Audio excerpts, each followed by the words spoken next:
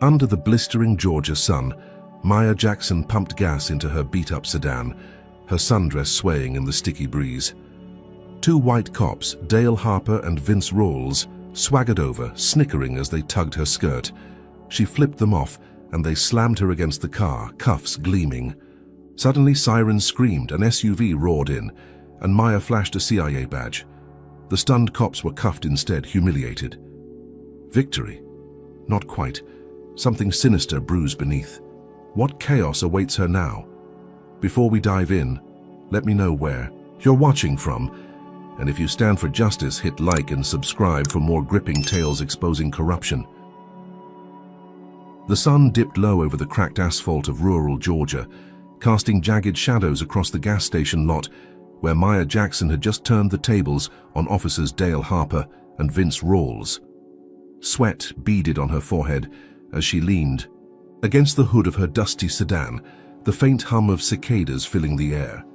She adjusted her sundress, still wrinkled from where Rawls had grabbed it, and pulled out a burner phone from her glove box. Her fingers moved fast, dialing a secure line to her CIA handler, a gravel-voiced man named Kessler. The call connected after 2 rings, and she didn't wait for pleasantries. "It's done," she said, her tone clipped but steady. "Harper and Rawls are in cuffs. FBI's got them now, caught them red-handed harassing me on camera." Kessler's grunt crackled through the static. "Good work, Jackson. That's the first crack in their wall. You've got the town's dirty laundry flapping in the wind." Maya allowed herself a tight smile, glancing at the swirling red and blue lights in the distance where federal agents were loading the 2 disgraced cops into an unmarked van. She could still hear Harper's outraged bellows, his meaty fists banging against the window, and Rawls' whiny protests about just doing their job. It felt good, clean, like the satisfaction of a well-laid trap snapping shut. She'd staged the whole thing, posing as a vulnerable traveler to bait their racism and arrogance, and they'd bitten hard. Now she thought the bigger fish would fry. Her mission had been clear from the start: infiltrate this backwater town, population 8,000, and dig up proof of a drug ring festering within the police department. For months, whispers had trickled up to Langley about methamphetamine labs blooming in abandoned barns, cash changing hands under diner tables, and cops turning blind eyes for a cut. Harper and Rawls were small fry, grunts with badges, but their arrest was supposed to spook the real players into showing their hands. Maya had spent weeks blending in, renting a room at a seedy motel called the Pineview, its neon sign buzzing faintly against the dusk. She'd kept her head down, worn plain clothes, and let the locals assume she was just another drifter passing through. Today's stunt at the gas station had been her opening move, a calculated jab to shake the hornets' nest, and it had worked. Too well, maybe. She slid into the driver's seat, the vinyl hot against her thighs, and drove the 3 miles back to the Pineview. The motel squatted on the edge of town, its peeling paint and sagging roof a testament to neglect. She parked under a flickering street lamp, grabbed her duffel bag, and headed to room 7. Inside, the air smelled of stale cigarettes and mildew, but it was quiet, isolated, perfect for her needs. She locked the door, checked the window blinds, and set up her laptop on a wobbly table. The screen glowed blue as she uploaded the gas station footage, her body cam catching every leer, every racist snicker from Harper and Rawls. "Got you," she muttered, hitting send to Kessler. The file zipped off and she leaned back, cracking her knuckles. The FBI would process the arrests, the evidence would pile up, and she'd be one step closer to dismantling the operation. She could almost taste the endgame. Outside, the town was waking up to the scandal. Through the thin walls, she heard muffled voices from the next room, a couple arguing about the news trickling in. "Those cops didn't do nothing wrong," a man growled. "That black chick probably asked for it, strutting around like she owns the place." His wife shushed him, but the venom lingered in the air. Maya's jaw tightened. She'd expected pushback, but the raw hatred in his tone still stung. She stepped onto the balcony, a rickety slab of concrete overlooking the parking lot, and lit a cigarette she didn't really want. The smoke curled upward as she scanned the street. A pickup truck slowed as it passed, its driver, a grizzled white guy in a baseball cap, staring her down with cold eyes. He spat out his window, the glob landing near her car, and peeled off. She exhaled sharply, flicking the cigarette away. Let them glare. She'd faced worse. Back inside, she poured lukewarm coffee from a thermos and reviewed her notes. The drug ring wasn't just a local hustle. It tied into a wider network stretching across state lines. Harper and Rawls were pawns, but their boss, whoever he was, had to be sweating now. She pictured the dominoes falling, arrests, confessions, raids. Her pulse quickened at the thought. She'd been undercover for 6 years, cracking cases from Miami to Detroit, and this one felt personal. Growing up, black. In a neighborhood where cops saw her as a threat before she hit puberty had fueled her drive. This wasn't just a job, it was a reckoning. She finished the coffee, the bitter dregs coating her tongue, and checked her watch. 8:30. The FBI should have Harper and Rawls in a holding cell by now, sweating under interrogation lights. She allowed herself a moment to savor it. The burner phone buzzed again, Kessler's number flashing. She answered, expecting praise. "Jackson," he said, his voice tighter than before. "Feds say it's a clean bust. Locals are pissed though, watch your back." She nodded even though he couldn't see. "Always do. What's next?" He paused, the silence heavy. "Sit tight. We'll move on phase 2 once they crack those 2 open." She hung up, confident the plan was rolling forward. She kicked off her sneakers, stretched out on the lumpy mattress, and closed her eyes, replaying the gas station scene. Harper's red face as he realized he'd messed with the wrong woman. Rawls' stutter as the cuffs clicked. It was textbook, almost too easy. She drifted towards sleep, the hum of the motel's ancient AC lulling her, but then the phone rang again, shrill and insistent. She bolted upright, snatching it. No caller ID, just a string of zeros. Her gut twisted as she answered. Static hissed, for a moment before a voice cut through, low and venomous. "You think you're clever, don't you? Playing hero at that gas pump. You've just lit the match, sweetheart." The line went dead. Maya's breath caught, her eyes darting to the window. The parking lot was still, too still. She grabbed her pistol from the duffel, checked the clip, and crouched by the door, listening. A faint screech of tires echoed in the distance, growing louder. Headlights flashed across the blinds, and her heart slammed against her ribs. She'd won the first round, sure, but that voice, that threat, meant the real fight was barreling. Toward her, she edged to the window, peeling back a sliver of curtain. 2 trucks pulled into the lot, engines rumbling, their beds packed with shadowy figures. Men with bats and bottles, their faces twisted with rage. They spilled out, shouting, pointing at her room. Her victory at the gas station hadn't just rattled the cops. It had woken something uglier, something primal in this town.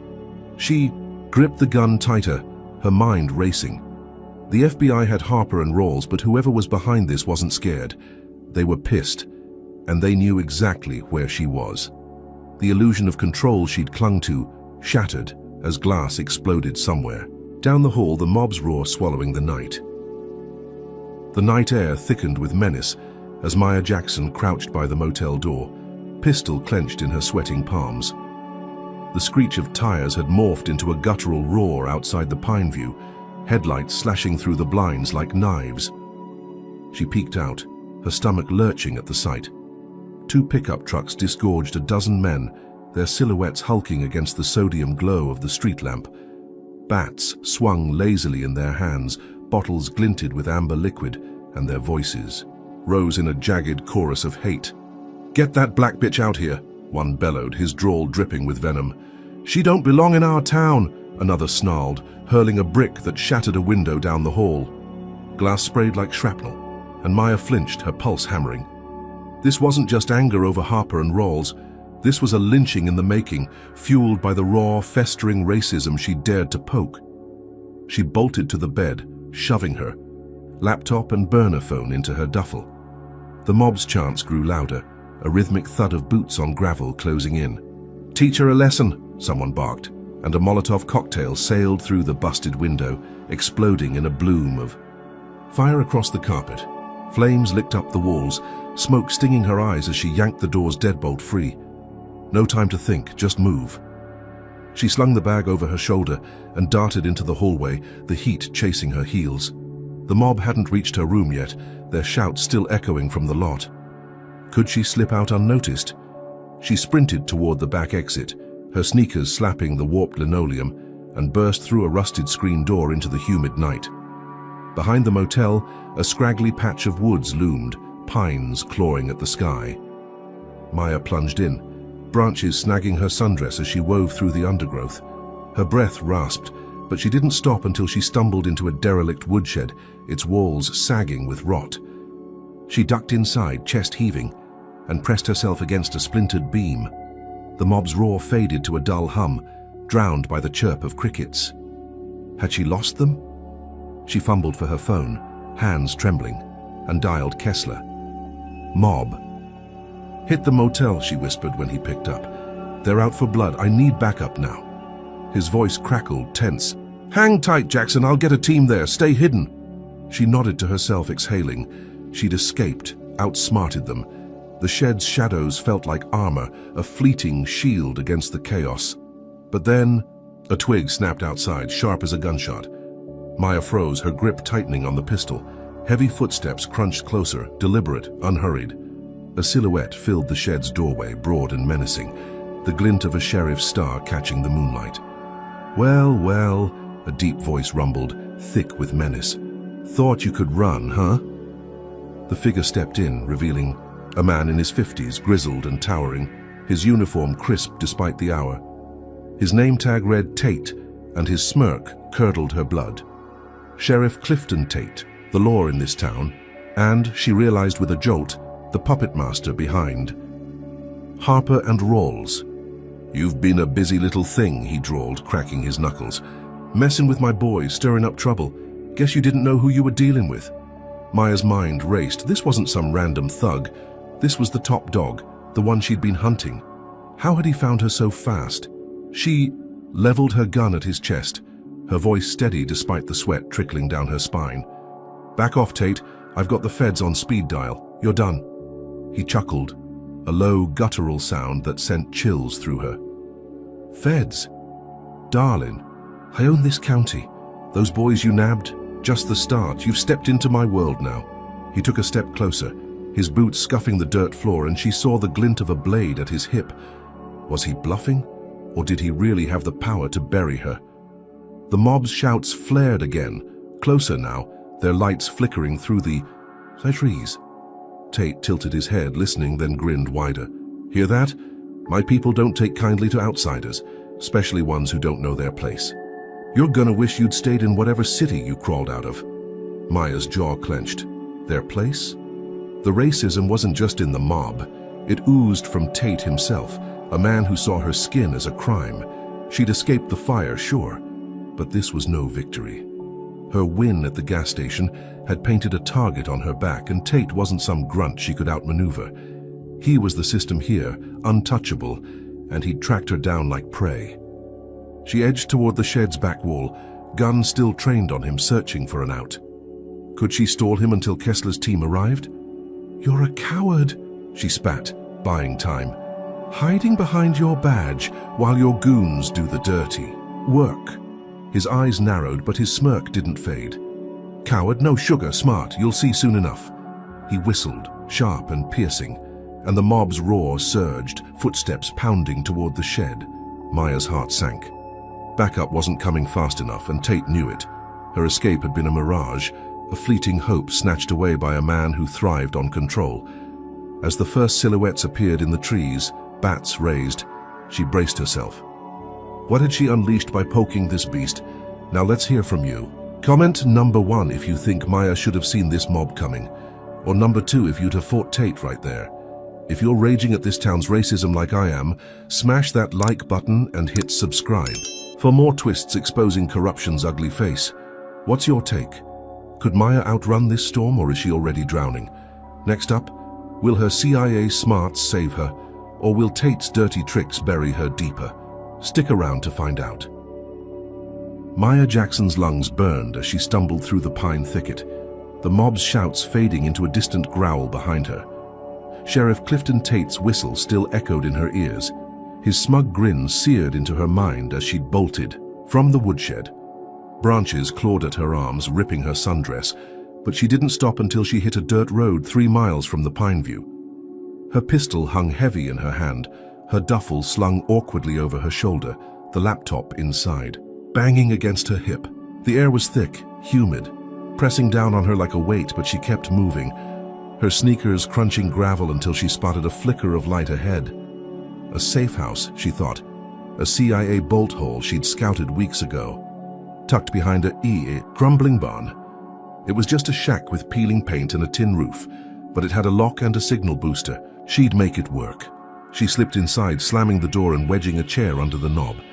The shack smelled of damp wood and old hay, a single bulb dangling from the ceiling, casting a sickly yellow glow. Maya dropped her bag, hands shaking. As she fished out her burner phone, the screen glowed, showing 2 bars, enough to call Kessler. "I'm at the safe house," she rasped when he answered, her voice rough from smoke and fear. "Tate's onto me. He sent a mob, torched the motel. He's their boss, not just some sheriff." Kessler swore under his breath, the sound sharp through the line. "That bastard's deeper than we thought. Stay put, Jackson. I'll get feds there by dawn. Tate's going down for this." She nodded, wiping sweat from her brow. "Make it fast, he's not playing." The call ended and she sank onto a rickety cot, gun resting on her lap. Dawn was 4 hours away. She could hold out that long, right? The shack's walls creaked as the wind picked up, a low moan that set her nerves on edge. She replayed Tate's words. "I own this county." He wasn't bluffing. The mob hadn't been random. It was his army, whipped into a racist frenzy, to punish her for daring to challenge his men. She'd underestimated him, assumed Harper and Rawls were the ceiling, not the floor. Now she was alone, a black woman in a town that saw her as less than human, hunted by a sheriff who wielded power like a club. But Kessler's promise steadied her. The feds would storm in, cuff Tate, and she'd be back on track. She closed, her eyes willing her heartbeat to slow, clinging to that lifeline. Hours crawled by, the bulb flickering as dawn painted the horizon pink through a cracked window. Maya's stomach growled, but she ignored it, sipping water from a canteen. Then came the rumble of engines, not the mob's ragged pickups, but something heavier. Official. She peered out, relief flooding her as 3 black SUVs rolled up, their tires spitting gravel. Federal plates, no markings, just as Kessler had promised. She holstered her gun, unlocked the door, and stepped onto the porch, ready to brief them. But the men who climbed out weren't feds. They were deputies, 6 of them, badges gleaming under Tate's county seal, rifles slung across their chests. Her gut twisted as the lead one, a wiry guy with a buzz cut, smirked. "Maya Jackson? You're under arrest." She blinked, stunned, her hand hovering near her pistol. "What the hell is this? I'm CIA working a federal op. Call your superiors." The deputy's smirk widened, his eyes cold. "Assaulting officers Harper and Rawls. We've got video. You're coming with us." Before she could argue, they swarmed her, wrenching her arms behind her back, cuffs biting into her wrists. She twisted, kicking, but a rifle butt slammed into her gut, doubling her over. They dragged her to an SUV, the shack door banging shut behind her as they peeled out. Video? The gas station footage she'd sent Kessler showed them attacking her. How had they flipped it? The ride was a blur, the deputies silent except for the occasional snicker. They dumped her in a concrete cell at the county jail, a grey box reeking of bleach and piss. Her duffel was gone, confiscated, but she'd slipped a second burner phone into her bra during the chaos at the shed. She slumped against the wall, waiting for the guard to leave, then fished it out with trembling fingers. The signal was weak, but it connected to Kessler. "They've got me locked up," she hissed. "Tate framed me, says I assaulted his boys. You've got to pull strings now." Kessler's voice was tight, furious. "He's rigged the game, doctored the footage. I'm sending a lawyer, hang on." She hid the phone as footsteps approached, her mind spinning. Tate had the system in his pocket, turning her own evidence against her. Hours later, a slick-haired man in a suit strode in, flashing a CIA badge. "Marcus Reed, your counsel," he said, voice smooth as oil. "We've got a judge to spring you. Tate's stunt won't hold." Relief hit her like a wave as the cell door clanged open. She walked out, head high, past deputies who glared with naked hate. Reed handed her a new phone, whispering, "Kessler's pissed. We're hitting back hard." She smirked, tasting freedom, thinking she'd flipped the script again. The gas. Station bust, the mob. Now this. She'd survived it all. Tate's frame-up had crumbled and she was back in the fight. As they stepped outside, the morning sun blazed and she breathed deep, savoring the win. But then she saw him, Sheriff Tate, leaning against his cruiser across the lot, arms crossed, that same damn smirk plastered on his face. He tipped his hat, slow and deliberate, his eyes boring into hers. Reed ushered her to a car, muttering about next steps, but Maya's skin prickled. Why wasn't he sweating? Her release should have rattled him, yet he looked like a man holding... "Hi, sis." She slid into the passenger seat, glancing back as Tate lit a cigarette, the flame flaring in the daylight. Her win felt hollow, a trap she couldn't see yet. He'd let her go too easy, and that meant something worse was coming, something she couldn't outrun. Maya Jackson sat rigid in the CIA lawyer's sedan, the engine humming as they sped away from the county jail. Sheriff Clifton Tate's smirk lingered in her rearview vision, a dark promise glinting in the morning sun. Marcus Reed, behind the wheel rattled off plans, his polished voice cutting through her unease. "Kessler's got a team assembling. We'll bury Tate with the gas station footage, show the feds his game." Maya nodded, her fingers drumming the armrest, but her gut churned. The jail cell's bleach stink still clung to her sundress, and Tate's calm rattled her more than his mob ever had. She'd walked free, sure, but his eyes said this wasn't over. The sedan pulled into the Pineview Motel's lot, now a charred skeleton after the fire, and she winced at the blackened husk of her room. Reed handed her a key to a new unit, number 12, saying, "Lay low, we've got this." She stepped out, the gravel crunching underfoot, and headed inside, locking the door behind her. The new room was a mirror of the old, damp and dim, with a TV bolted to the wall, flickering to life as she flipped it on. A local news channel blared, and her breath caught. Her face filled the screen, a grainy still from the gas station, her sundress hiked up as Harper and Rawls pinned her. The anchor, a pinched blonde with a syrupy drawl, leaned into the camera. "Breaking news, Maya Jackson, a supposed drifter, viciously attacked two of our town's finest officers today. Sources say she's a radical with a grudge, stirring chaos in our peaceful community." Maya's jaw dropped, her fists clenching. Attacked them. The footage she'd sent Kessler showed the truth, crystal clear. How had they twisted it this fast? The anchor smirked, adding, "Witnesses claim she's a thug, unfit for civilized society." A white-hot rage surged through her, the racist label slicing deep. She grabbed her burner phone, dialing Kessler as the broadcast cut to a protest outside the motel. A crowd of white faces, maybe 50 strong, waved signs scrawled with slurs. "Go back where you came from," and "No place for her kind." Kessler picked up, his voice tight. "I see it, Jackson. Tate's cousin owns that station. They've hacked your body cam feed, edited it to hell. We're countering. Hold tight." She paced the room, the TV showing a burly man in a trucker hat spitting at her image. "She's a menace," he roared, and the crowd cheered, their hate a living thing. Maya's skin prickled. This wasn't just a smear, it was a call to arms. She'd humiliated Tate's boys, and now he'd weaponized the town's racism to paint her as the villain. The door rattled under a sudden pounding, and she flinched, grabbing her pistol. Through the peephole, she saw 3 men, faces flushed, with booze and fury, one clutching a bat. "Come out, you coward!" they yelled, kicking the frame. She braced herself, ready to fight, but a siren wailed nearby, scattering them into the dusk. Her pulse thudded as she sank onto the bed, the TV still droning. She couldn't sit here, a target for every bigot with a grudge. She needed to strike back, flip the narrative. An idea sparked, sharp and reckless. She knew a journalist in Savannah, Tia Brooks, a bulldog who'd tackled corruption before. If she could leak Tate's dirt, the real story might break through the noise. Maya slipped out the back, sticking to shadows as she hot-wired an old pickup abandoned in the lot. The engine sputtered to life, and she drove 30 miles to a gas station payphone, the night swallowing her tracks. She called Tia, voice low. "I've got proof Tate's running drugs, rigging the system. Can you run it?" Tia's response was instant. "Send it. I'll air it tonight." Maya uploaded the unedited gas station clip and a file on Tate's drug ties from her laptop, her second win tingling in her chest. She ditched the truck and hiked back, slipping into the motel as the sky lightened. By noon, Tia's report hit, a bombshell on a rival channel. Sheriff Tate linked to meth ring harasses CIA agent. Footage rolled, Harper and Rawls exposed, Tate's name in bold. He was detained, cuffed on live TV, and Maya exhaled, a grin tugging her lips. But the triumph soured fast. Hours later, sirens screamed again, not for her this time. She flipped the TV back on, and her heart sank.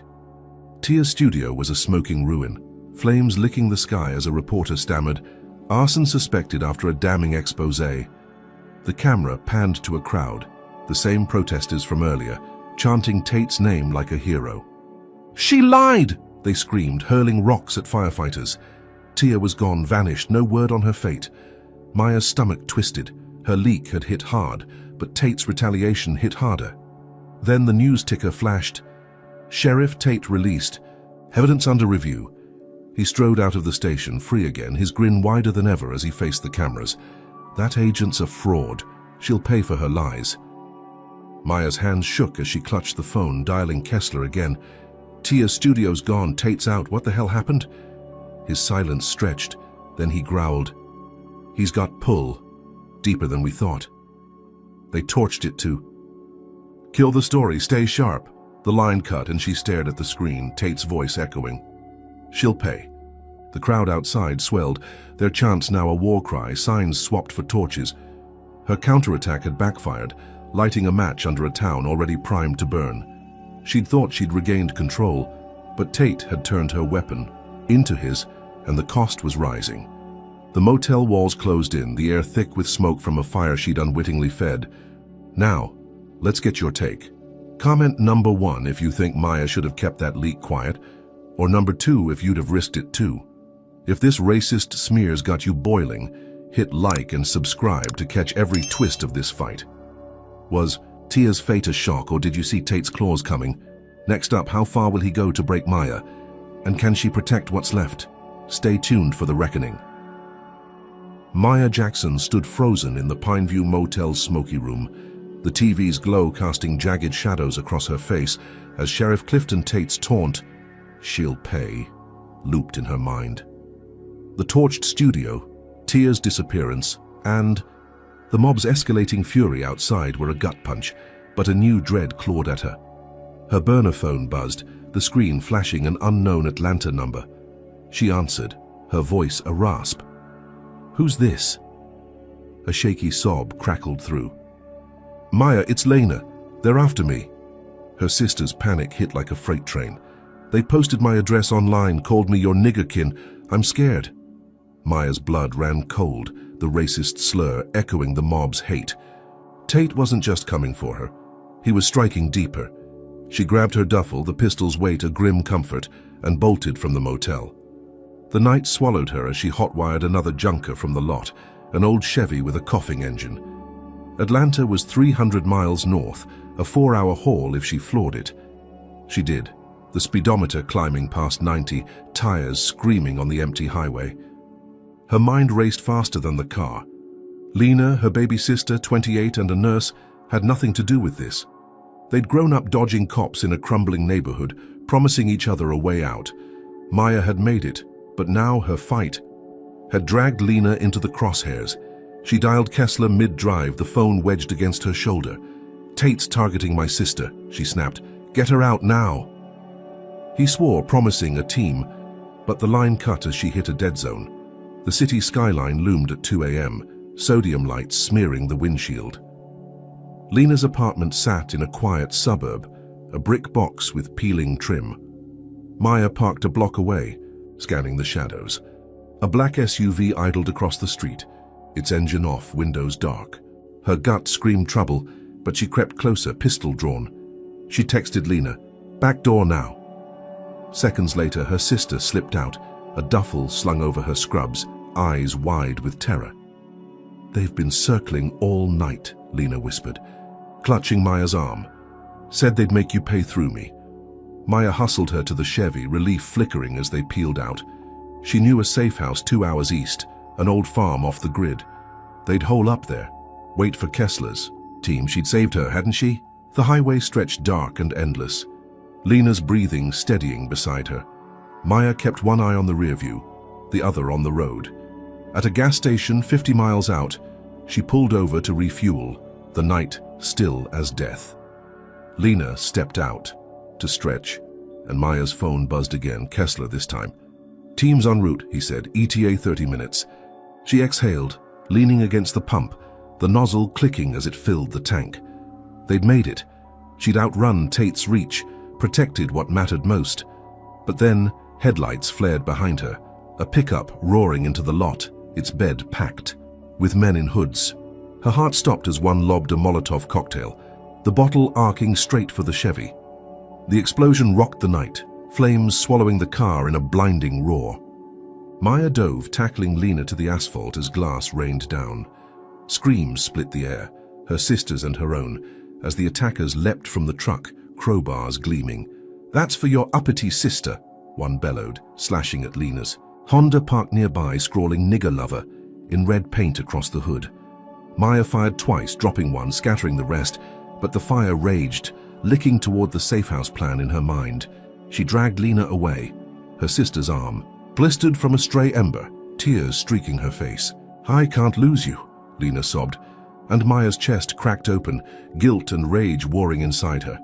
They staggered to a ditch, the flames a beacon behind them, and Maya's phone buzzed again, an unknown number. She answered, dread pooling. Tate's voice slithered through, thick with glee. "Pretty little sister, huh? Next time she's ashes, you don't mess with my town." The line died, and Maya's hands shook, cradling Lena as sirens wailed in the distance. Kessler's team arrived, a black van disgorging agents who doused the fire and hustled them into safety. Lena clung to her, burned but alive, and Maya's jaw set hard. She'd saved her sister, her third win, but Tate's laugh told her it was a hollow one. He'd hit her where it hurt most, and he wasn't done. The safe house was a weathered farmhouse, its windows boarded a mile off a dirt road. Agents posted up outside as Maya settled Lena on a dusty couch, wrapping her burns with a med kit. "You're safe now," she lied, her voice steady for Lena's. "Saiki?" But her mind churned. Tate had doxed Lena, turned her into bait and nearly burned her alive, all because Maya had dared to fight back. The racism wasn't just words now, it was fire, steel and blood, a vendetta against her very existence. She stepped onto the porch, staring into the night, her pistol cold against her thigh. She'd vowed revenge, but at what cost? Tate had escalated beyond the mob, beyond the smear into her family, and she'd barely scraped by. What would he take next? The farmhouse safe house creaked under a grey dawn, its boarded windows rattling as a cold wind swept across the Georgia fields. Maya Jackson stood over her sister Lena, who slept fitfully on the couch, her bandaged arm a stark reminder of Tate's arson. The CIA agents outside patrolled in silence, their rifles glinting in the weak light, but Maya's nerves buzzed like live wires. Sheriff Clifton Tate's threat, "Next time she's ashes," looped in her skull, a promise of more. The pain. She'd saved Lena barely, but the cost was etched in her sister's whimpers, in the charred wreckage of their escape. Her burner phone vibrated on the rickety table, Kessler's name flashing. She snatched it, her voice low. "Tell me you've got something." His gravelly tone cut through. "Big guns, Jackson. CIA task forces rolling in. Tate's empires. About to crack." Relief flickered, fragile but real. She stepped onto the porch, the air sharp with dew, and watched 3 black SUVs crest the horizon, dust billowing behind them. The lead agent, a wiry woman named Carter, climbed out, her buzz cut and steely gaze screaming authority. "Agent Jackson," Carter said, shaking her hand. "We've got warrants, intel, the works. Tate's mansion's our target, drug labs, payoffs, it's all there." Maya's jaw tightened, a grim smile tugging her lips. This was it, the hammer. To smash Tate's throne. She briefed Carter on the gas station, the mob, the smear, Lena's attack, every racist blow he'd landed. Carter nodded, her team fanning out to prep. By noon they rolled out, Maya riding shotgun in Carter's SUV, adrenaline surging. Tate's mansion sprawled on a hill 10 miles west, a gaudy pile of white columns and red brick, guarded by pines and a wrought iron gate. The task force hit it like a storm, battering rams splintering the oak doors, agents swarming with shouted commands. Maya kicked in a side entrance, pistol drawn, and found herself in a plush study, mahogany shelves stuffed with ledgers. She ripped one open, her eyes scanning rows of numbers, meth shipments, bribe totals, names of dirty cops. Jackpot. Upstairs, Carter's team hauled out crates of white powder, bags of cash, and hard drives, while choppers buzzed overhead, broadcasting the raid live. Tate stumbled out in cuffs, his face purple with rage, snarling slurs at the black agents. "You'll never take me," he spat, but the cameras caught it all. Maya watched from the lawn, her third win unfolding on every screen in Georgia, okay. Exhaled, the tension in her shoulders easing as Tate was shoved into a van. The news ticker flashed. "Sheriff Tate arrested in massive drug bust." Carter clapped her shoulder. "Solid work, Jackson, he's done." Maya nodded, the victory tasting sweet, sharp, like justice finally biting back. She pictured Lena, safe, the town waking up, Tate's racist grip loosening. The team swept the mansion for hours, cataloging evidence under the midday sun, and Maya dared to believe it was over. She climbed into an SUV, heading back to the safe house, the radio crackling with updates, public outrage, calls for reform. She closed her eyes, letting the hum of the engine lull her. Had she finally broken him?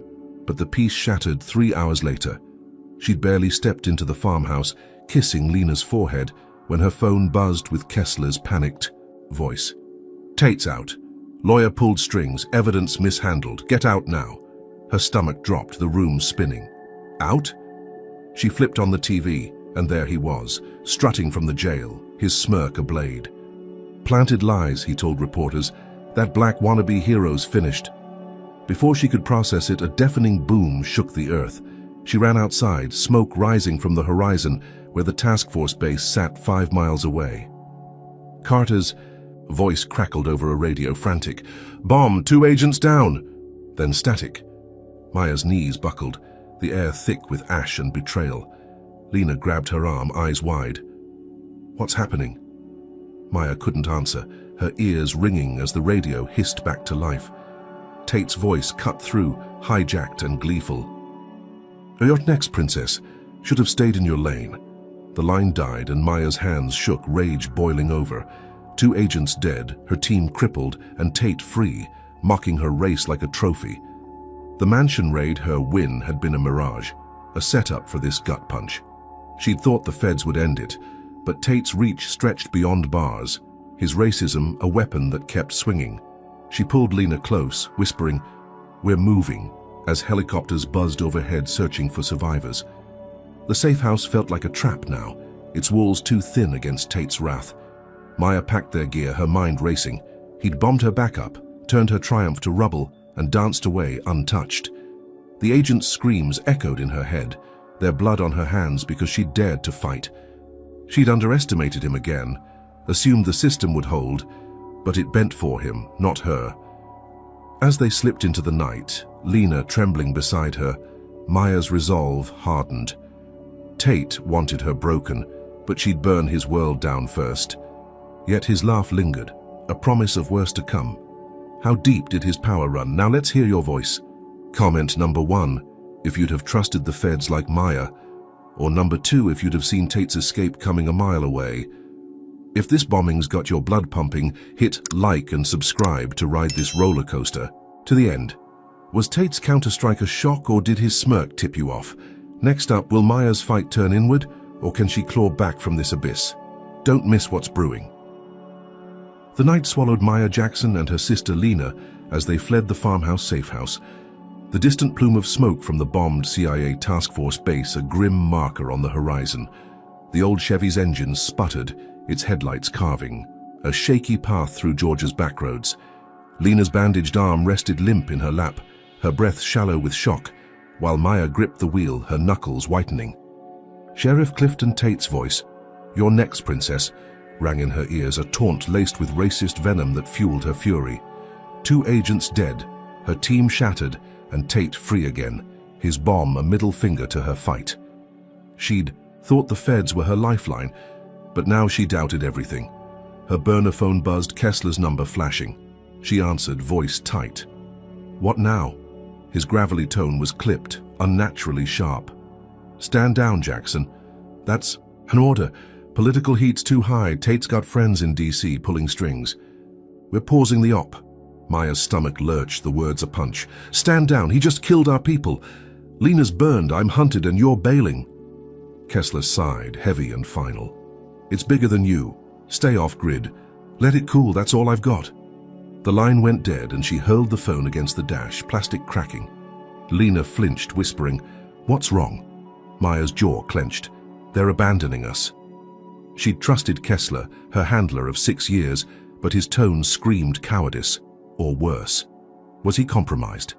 They ditched the Chevy in a ditch 20 miles out, hiking to an abandoned grain silo she'd scoped as a fallback. The steel cylinder loomed in the dark, rusted and hollow, its ladder creaking as they climbed inside. Lena collapsed on a tarp, exhaustion carving lines in her face, while Maya set up a perimeter with tripwires from her duffel. She pulled out her laptop, its battery low, and hacked into a CIA back channel, her fingers flying. Kessler's files popped up and her breath caught. Encrypted emails dated last week showed payments from an offshore account linked to Tate's cousin, the news station owner. Son of a bitch, she muttered, her own handler, bribed to choke her support. The betrayal cut deeper than Tate's bombs. A knife in her spine from the one man she'd relied on. Alone now, truly alone, she needed leverage. Tate's empire thrived on secrets, and she'd find them. She remembered a warehouse 10 miles north, a drug hub she'd flagged during recon. If she could steal proof of his payoffs, she might force the CIA's hand. She kissed Lena's forehead, whispering, Stay here, rest. I'll be back by dawn. Lena grabbed her wrist, eyes wet. Don't leave me. Maya forced a smile. I've got this. She slipped out, the night cloaking her as she hot-wired a rust bucket tractor from a nearby field, rumbling toward the warehouse under a moonless sky. Her sundress was tattered now, stained with soot and blood, but her resolve burned hotter than ever. The warehouse squatted behind a chain-link fence, a concrete box with flickering security lights. Maya cut the tractor's engine a half-mile out, creeping through tall grass, her pistol ready. She scaled the fence, dropping silently into the yard, and jimmied a side door with a hairpin. Inside, the air stank of chemicals, crates stacked, high with meth bricks. She found a back office, its desk littered with papers, bank slips, names, dates. Tate's payoffs to cops, judges, even feds, all in black and white. She snapped photos with her phone, her fourth win pulsing in her chest. This was dynamite, enough to blow his network wide open. She uploaded the files to a dark web Dropbox, emailing the link to every major news outlet she could ping, her breath hitching with each send. The story broke by morning, screens across the country lighting up with headlines, Sheriff Tate's corruption exposed in leaked docs. She watched it spread from a diner's TV 30 miles away, sipping stale coffee as Lena slept in a booth. Tate's face flashed, grim and silent as pundits raged. Maya smirked, thinking she'd clawed back control. But the diner's door swung open, and a man in a suit strode in, his CIA badge gleaming. Agent Jackson, he said, voice flat.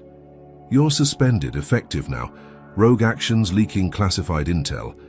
Her coffee mug slipped, shattering on the floor. What? She choked. He handed her a letter, signed by Kessler, branding her a loose cannon. Turn in your gear, you're done. Before she could argue, tires squealed outside, and the windows exploded in a hail of gunfire. She tackled Lena under the table as a hit squad burst in, 6 men in tactical vests shouting, Where's the black bitch?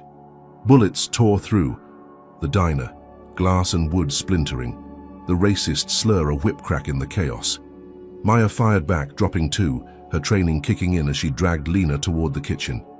Blood streaked her arm from a graze, but she pushed through, shoving Lena out a back door. They ran, bullets pinging off dumpsters, until they hit a drainage culvert, collapsing in the mud. Her leak had trended, sure, but Tate had flipped it, framing her as a traitor with Kessler's help. The CIA cut her loose, and now his killers were closing in. She clutched Lena, panting, the culvert's damp chill seeping into her bones. The suspension letter crinkled in her pocket, a death sentence in ink. Tate's voice from the bomb replayed, "You're next." He'd turned her own agency against her, his racism a megaphone shouting she didn't belong. She'd stolen his, secrets thought she'd won, but this was his checkmate, a hit squad to finish what the bomb started. Lena's sobs shook her, and Maya's eyes hardened. She was bloodied, betrayed, but not broken. Tate wanted her isolated? She'd fight dirty. Now no rules, no backup. What else could he take when she had nothing left? The drainage culvert's muddy water soaked Maya Jackson's knees as she crouched beside Lena, the echo of gunfire fading into the Georgia night. Her arm throbbed from the graze, blood mixing with grime, but her mind burned hotter than the pain. Sheriff Clifton Tate had turned her leak into a noose, framing her as a rogue CIA agent, and Kessler's betrayal had unleashed a hit squad that nearly ended them in the diner.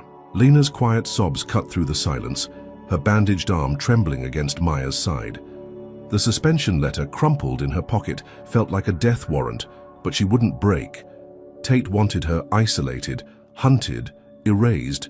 She'd hit him where it hurt most. His pride, his power, his public mask. She wiped mud from her face, whispering, "We're not done yet," and pulled Lena to her feet, eyes scanning the dark for an out. They stumbled through the culvert, emerging near a truck stop 15 miles from the diner's wreckage. Maya hot-wired a battered van, its engine coughing as she drove toward a plan forming in her gut. Tate thrived on control, his racist empire built on fear, but she'd seen a town hall scheduled tonight, a live broadcast where he'd play the victim. If she could hack it, air his crimes to thousands, she might spark a revolt. She parked behind a gas station, using her laptop's last juice to tap a CIA satellite feed. Lena watched, pale and shaky, as Maya's fingers danced over the keys, cracking the broadcast's signal. "What are you doing?" Lena asked, voice small. "Ending him," Maya replied, uploading the warehouse files, the gas station clip, every shred of dirt she'd stolen. The town hall loomed in a civic center 20 miles south, a brick box packed with Tate's loyalists. Maya slipped in through a service door, Lena hidden in the van with a burner phone. The crowd buzzed inside, a sea of white faces chanting Tate's name as he took the stage, his uniform crisp despite the chaos he'd sown. "That agent's a liar," he bellowed, fist pounding the podium.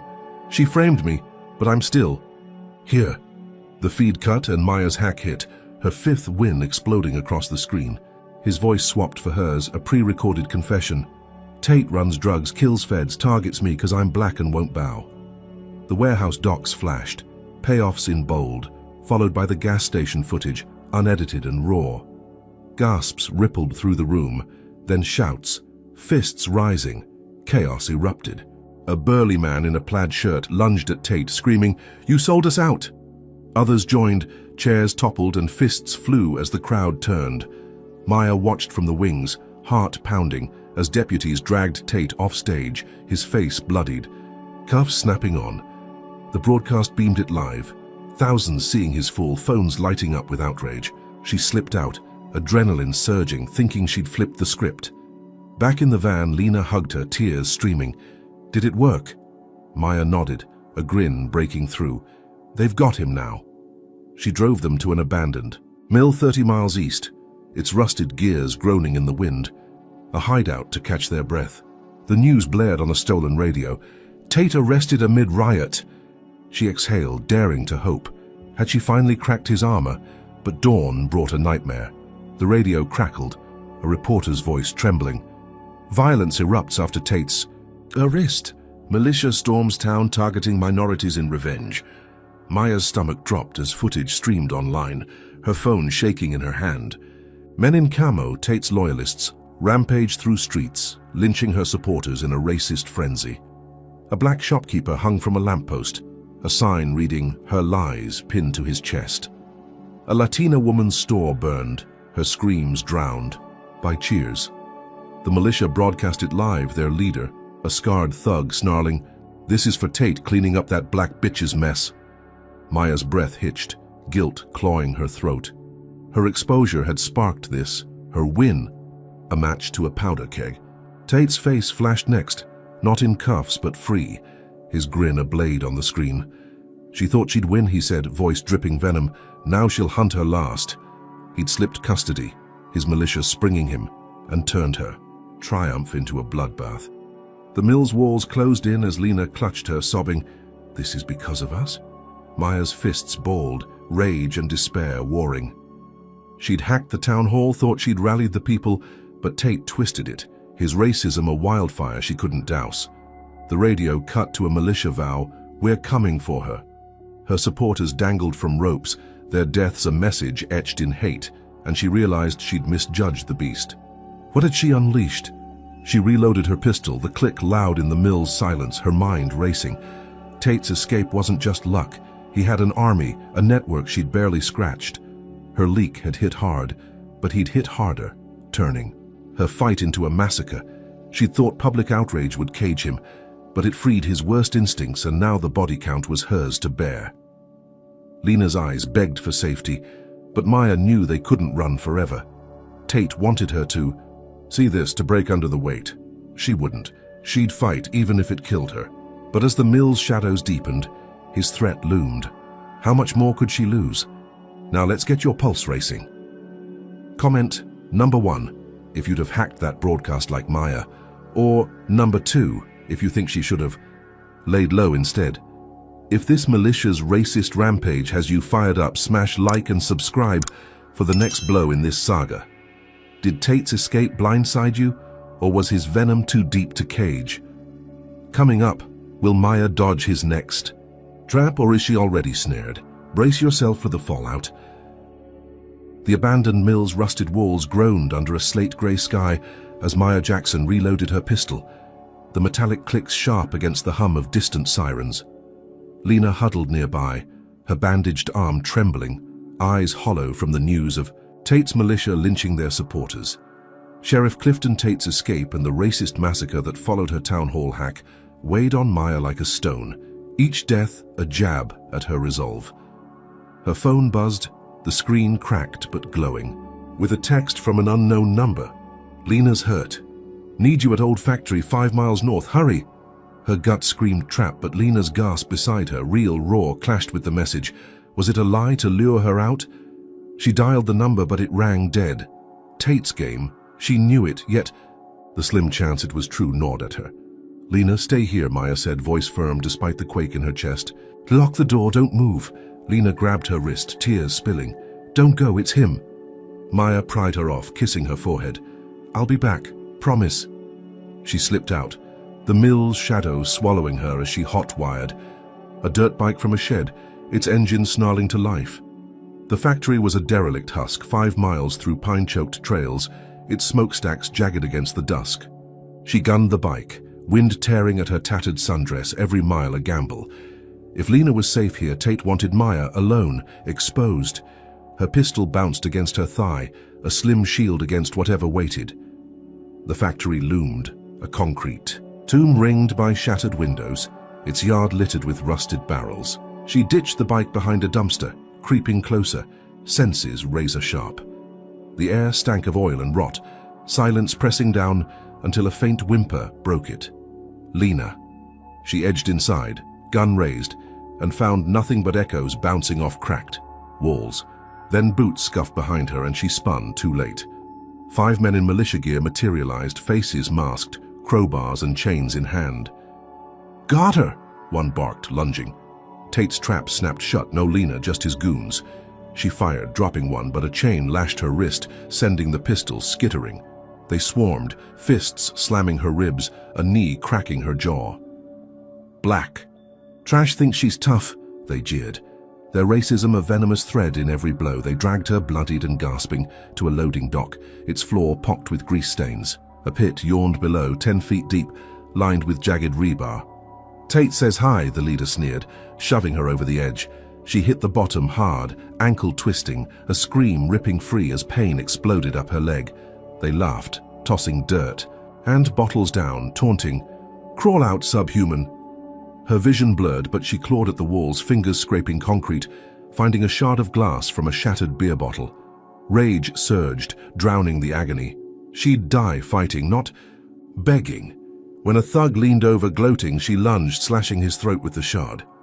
He toppled in, gurgling, and she climbed his body, hauling herself out, her sixth win etched in his blood. The others froze, stunned, and she bolted, limping through the factory's maze, their shouts echoing behind her. Her ankles screamed, but she pushed on, weaving past rusted machinery, breath ragged. She hit an exit, tumbling into the yard as dusk deepened, thinking she'd slipped their grasp. But a low rumble shook the ground, and her heart sank. Tate stepped from a truck, 50 yards off, his silhouette a nightmare against the fading light. "Told you, princess," he called, voice thick with glee. He raised a detonator and the factory erupted, a fireball swallowing the building in a deafening roar. The blast hurled her forward, heat searing her back, shrapnel slicing her arms. As she crashed into a ditch, alive but barely. She lay there, ears ringing, blood pooling beneath her, the militia's cheers a distant hum. Tate's boots crunched closer, his shadow looming as he peered down, smirking. "Thought you'd outsmart me. Lesson learned." He spat, the glob, landing inches from her face, and turned away, assuming her dead. His truck roared off, leaving her in the dirt, the factory's wreckage smoldering behind her. She coughed, lungs burning, and rolled onto her side, every inch of her screaming. She'd escaped, killed one, survived the blast, but it was no victory. Tate thought he'd finished her, and that gave her a sliver of edge, a ghost he'd underestimate. Her fingers dug into the mud, pulling her upright, the shard still clutched in her hand, slick with blood. Lena waited at the mill, alone, vulnerable, and Maya's failure to spot the trap had nearly cost her everything. Tate's racism wasn't just words or fists now, it was explosions, a willingness to bury her alive for daring to defy him. Her win was survival, nothing more, and it hung by a thread. She staggered toward the bike, its frame bent but runnable, and gunned it back to the mill, Payne her only passenger. Tate thought her dead, but she'd rise again, a wraith with nothing left to lose. How much longer could she cheat his noose? Maya Jackson stumbled through the Georgia woods, the bent dirt bike wheezing beneath her, as smoke from the factory blast clung to her shredded sundress. Blood crusted her arms, her twisted ankle throbbed, and every breath rasped like sandpaper. But Sheriff Clifton Tate's smug lesson learned fueled her stagger forward. He thought her dead, a broken toy in that ditch, and that mistake was her lifeline. The mill loomed ahead, its silhouette a jagged promise of Lena, but her legs buckled 10 yards out, the bike tipping into the dirt. She crawled, glass shard still gripped, until a shadow loomed over her, a hand yanking her up. "Easy," a deep voice said, not Tate's, but rough with grit. She squinted, vision swimming, at a black man in a faded jacket, his eyes sharp with recognition. "You're that agent." He hauled her inside the mill where Lena leapt up, sobbing, "Maya!" The man, Jamal Carter, barred the door, his stance ex-cop, his Glock holstered but ready. "Saw the factory go up," he said, tossing her a water bottle. "I'm ex-sheriff's deputy. Quit when Tate turned it rotten. Been watching him since." Maya gulped the water, wincing as Lena dabbed her cuts with a rag. "So he thinks I'm gone," she croaked. "We can use that." Jamal nodded, his jaw tight. "He's got a bunker 2 miles east. Drugs, tapes, his whole damn empire. I'll get you in." An ally, unasked for, forged in shared hate for Tate's reign. She tested her ankle, pain flaring, but stood, resolve hardening. Together they'd hit him blind. Jamal drove them in his pickup, a rust-eaten beast with no plates, to a ridge overlooking the bunker, a concrete slab buried in pines. Night cloaked their descent, Maya limping beside him, Lena safe in the truck with a burner phone. Jamal cut a padlock with bolt cutters, whispering, "He records everything, brags about it." Inside, the air stank of mold and diesel, shelves stuffed with VHS tapes and hard drives. Maya rifled through, finding one labeled Payoffs 24. She played it on a dusty VCR, Tate's voice crackling, "Keep the cash flowing, boys, or she fries." Her face flashed on screen, the gas station clip, proof he'd targeted her from day one. She bagged it, along with ledgers and a drive, her 7th win pulsing as Jamal grinned. This'll bury him. They uploaded it all from a library.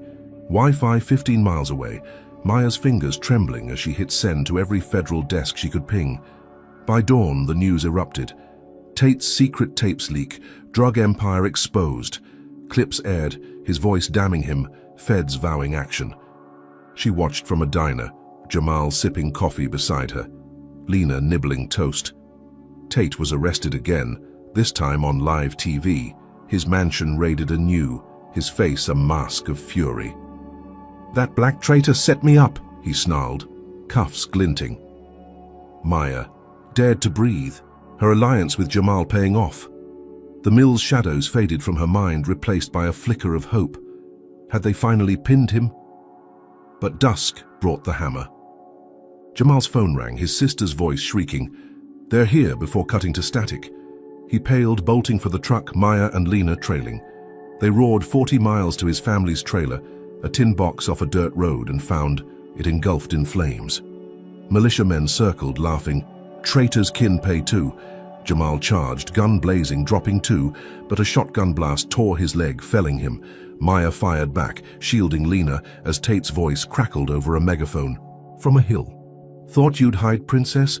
Your boy's family's just the start." The trailer collapsed, his sister and nephew's screams swallowed by the blaze, their bodies ash before Jamal's eyes. He roared, crawling toward the fire, blood pooling. But Maya dragged him back, bullets whizzing past. Tate strode into view, free again, his militia parting like a sea. "Escaped custody," he sneered. "How you and your nigger pal thought you'd win? Watch 'em burn." The racism dripped, a noose tightening, as he aimed a pistol at Jamal's head. Maya tackled him aside, the shot grazing her shoulder, and hauled them into the woods, Lena sobbing. Behind, they hid in a gully, Jamal's wails cutting the night, his family gone because he dared help her. Her leak had sparked federal outrage, sure, but Tate slipped every net, his vengeance a wildfire she couldn't quench. The gully's damp earth soaked her as she bandaged Jamal's leg, his face gray with shock. Lena clutched her, whispering, "Why won't he stop?" Maya had no answer, the tape's triumph crumbling in her hands. Tate's arrest had been a feint, his militia a sledgehammer smashing her allies' world. She'd thought Jamal's intel would end it, but he'd paid. In blood, his loss a mirror to her own. Her shoulder bled, her ankle screamed, but her rage outburned it all. Tate wanted her to see this, to drown in guilt, but she'd use it. She'd lost Kessler, her team, now Jamal's kin, yet she'd fight on, a ghost he couldn't kill. What could she strike next when he held every card? The gully's damp chill seeped into Maya Jackson's bones as she crouched beside Jamal and Lena, the distant glow of his family's burning trailer a scar on the Georgia night. Sheriff Clifton Tate's taunt, "Watch 'em burn," echoed, his pistol shot still stinging her shoulder, a graze that bled into her tattered sundress. Jamal's leg oozed through the bandage, his face ashen with grief, while Lena's quiet sobs pierced the silence. Tate had slipped custody again, his militia torching Jamal's kin for daring to help her, a racist vendetta that spared nothing. She'd leaked his tapes, thought she'd caged him, but he'd turned it into fuel for this slaughter. Her 8th win demanded blood, and she'd give it. She whispered to Jamal, "We end this," her voice steel despite the ache. He nodded, eyes hollow but hard, and they planned. A quarry 10 miles west, a gravel pit ringed by cliffs, became her trap. She'd lure Tate there, rig it to blow, bury him in his own arrogance. Jamal scavenged explosives from an old shed, his cop days yielding tricks, while Maya hot-wired a pickup to haul them. Lena stayed back, hidden in the gully with a burner. Phone, her tear-streaked face begging Maya to return. The drive was silent, the quarry's dust swirling under a moonless sky as they planted charges along the rim, wiring them to a remote. Maya sent Tate a bait text from a stolen phone. "Meet me, quarry, midnight, finish it." He'd bite, she knew, his pride too swollen to resist. At 11:50, she and Jamal took positions, her atop a crane, him in a ditch, both armed and ready. Midnight struck and Tate rolled in, his truck flanked by 4 militia rigs, 10 men spilling out with rifles and chains. He swaggered forward, pistol gleaming, his voice a bellow. "Come out, princess, time to pay for defying your betters." The racism dripped, a whip crack in the still air, and Maya's jaw tightened. She dropped from the crane, landing 10 yards off, gun raised. "Right here," she spat, firing first, a bullet tearing through his driver's chest. Chaos erupted, his men charging as Jamal opened up from the ditch, dropping 2 more. Maya ducked behind a boulder, bullets pinging off stone, her ankle, screaming but ignored. She aimed, clipped Tate's arm, and he roared, blood soaking his sleeve. The fight turned brutal, hand to hand in the dust. A militia thug tackled her, his fist cracking her ribs, but she drove her knee up, snapping his nose, then shot him point blank. Jamal wrestled another, his leg buckling, but he choked the man out with a chain. Tate lunged, a knife flashing, and slashed her thigh, a hot line of pain. She stumbled, blood pooling, but grabbed his wrist, twisting until the blade clattered free. "You're done," she hissed, slamming her pistol's butt into his temple. He dropped, dazed, and she kicked him back, panting. His men faltered. 5 down, the rest hesitating. She seized the moment, hitting the detonator. The quarry rim exploded, rocks raining, crushing 2 more as the ground shook. Tate sprawled in the rubble, pinned, and she stood over him, gun trembling. Her 8th win loomed, raw and real. She staggered away, blood dripping, Jamal limping beside her. The militia scattered, their leader broken, the quarry a tomb of dust and flame. She'd ended it, hadn't she? They reached the pickup, her vision blurring, and drove off, the night swallowing the wreckage. Her thigh pulsed, her ribs ached, but Tate was down, his empire cracked. She pictured Lena safe, Jamal avenged, the tape's truth finally sticking. The adrenaline faded, her breath steadying as they hit a back road, the pickup's rumble a lifeline. She'd fought tooth and nail, turned his trap into hers, and walked away. Or so she thought, her eyes heavy, the pain a dull roar. But then a whir pierced the silence, a helicopter rising from the quarry's haze, its blades slicing the dark. Maya's heart stopped as it hovered, spotlights pinning the truck, Tate's silhouette stark in the cockpit window. Alive, grinning, his arm bandaged but free, rescued by a private militia chopper she hadn't seen coming. "You don't get it, do you?" His voice boomed over a speaker, thick with venom. "I'm untouchable." Before she could swerve, a rocket streaked down, slamming the pickup's rear. The blast flipped it, metal crumpling as she and Jamal tumbled out, crashing into a ditch. Flames roared, shrapnel biting her legs, and she crawled, blood slicking her hands, Jamal groaning beside her. The chopper circled, Tate's laugh a dagger in the night. "Should have known your place, black bitch," he shouted, the slur a final twist of the knife. He fired again, a missile shredding the road ahead, leaving her stranded, the truck a pyre. She dragged Jamal behind a rock, her body screaming as the chopper hovered, taunting. He'd survived her trap, turned it back, his racism a banner he'd never lower. She'd buried him in rubble, thought she'd won, but he rose like a demon, his resources endless, her victory ash. The quarry faded in the distance, her blood pooling, Jamal fading, and Lena miles off, alone. How had he slipped her grasp again? Maya Jackson lay battered in the ditch, the Georgia night thick with the acrid stench of burning rubber and blood.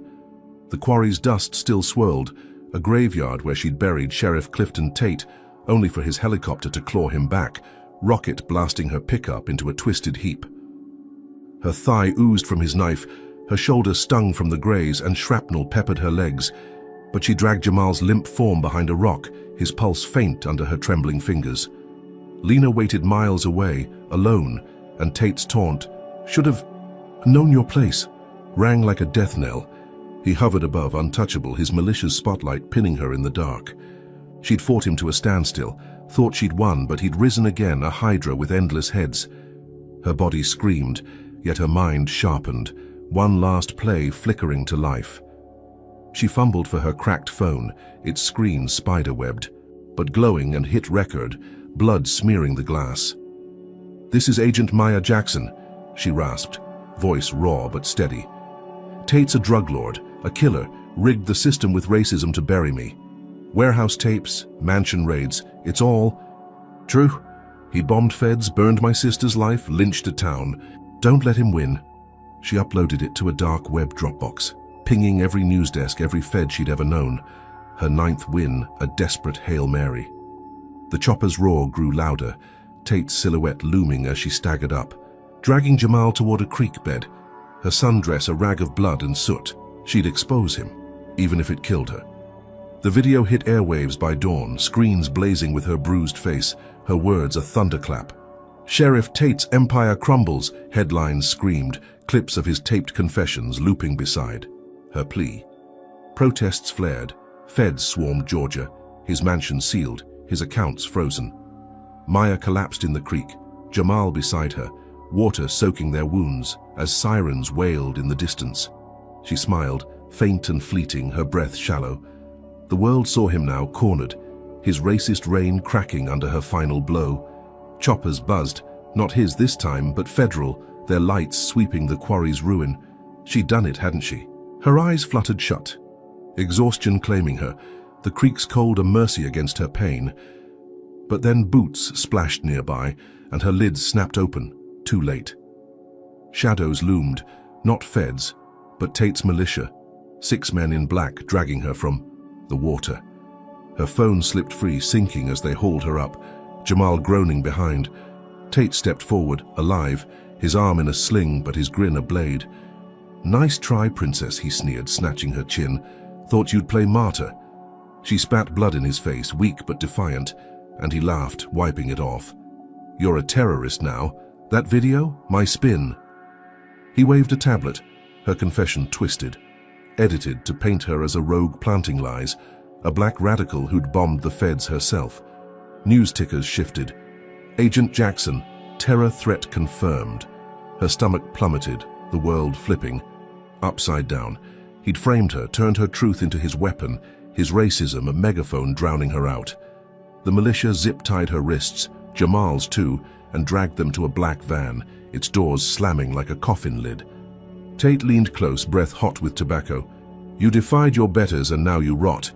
The van roared off, hours blurring as they crossed borders, jungle heat seeping through the metal. She woke in a black site cell, a concrete box with no windows. Jamal gone, her injuries untreated. Chains bit her wrists and a guard smirked through the bars, tossing her a rag. "Terrorist scum," he muttered, the slur unspoken but loud. Days bled into weeks, her story rewritten by Tate's machine. Headlines branded her the villain, her CIA badge stripped, her name a curse. Tate surfaced overseas, a free man in some lawless haven, his grin plastered on smuggled TVs she glimpsed through guards' hands. "Justice served," he'd crowed, his empire intact, her fight ash. Lena's fate gnawed at her, no word, no hope, while Jamal's silence screamed death, or worse.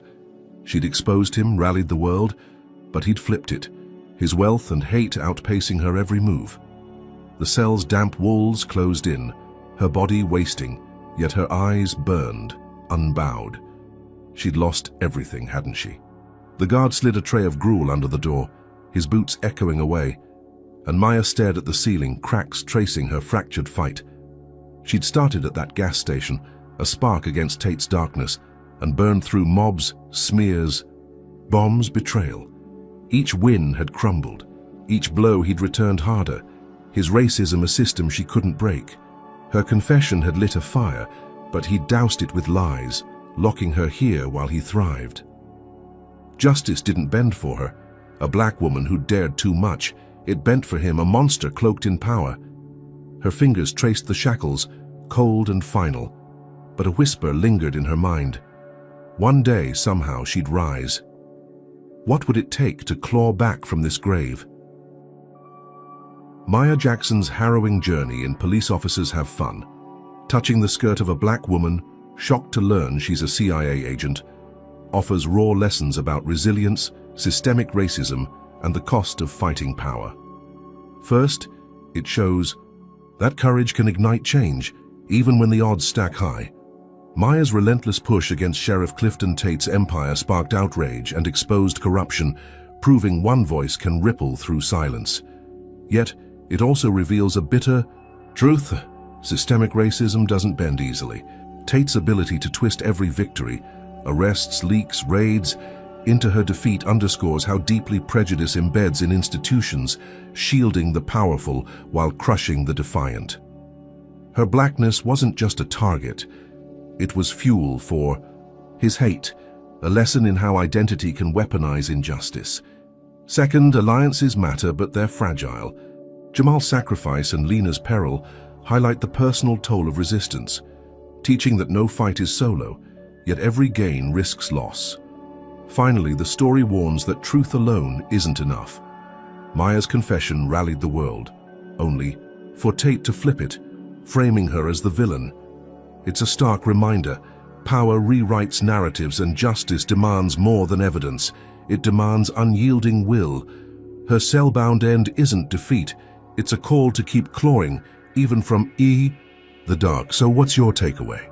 Comment below. Did Maya's fight inspire you, or did Tate's triumph infuriate you? Hit like if this tale gripped you, subscribe for more stories of grit, and share to spread the fire. Thanks for riding this brutal roller coaster with us. Here's to strength in every battle ahead.